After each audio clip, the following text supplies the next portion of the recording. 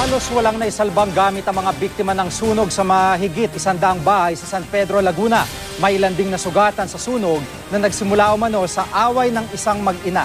Nakatutok si Victoria Tulad. Pasado alas 10 kaninang umaga nang lamunin ng apoy ang mahigit 100 bahay sa Barangay San Vicente, San Pedro City, Laguna. Pilit tumulong sa pag-apula ang mga residente pero masyadong malakas ang apoy na umabot sa ika-4 na alarma.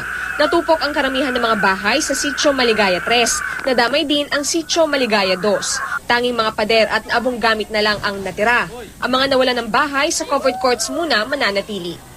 Ongoing pa po, 147 pa lang ang nanilista ng mga DSW dito sa aming barangay.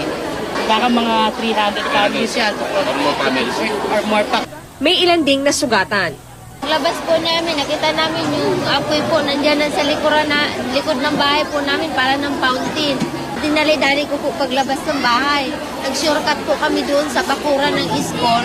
Inakyat ko po siya sa barbware.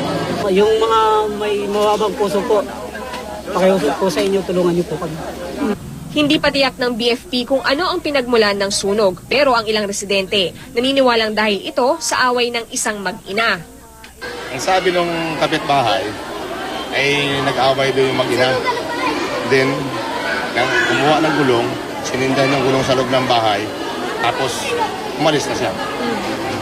Yun ang pinagmulan ng sunog, yun ang sabi niya.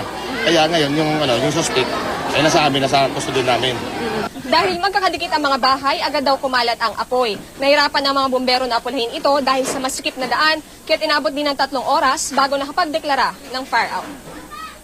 Walang napaulat na namatay sa sunog. Mula rito sa San Pedro City, Laguna, Victoria Tulad, nakatutok, 24 oras.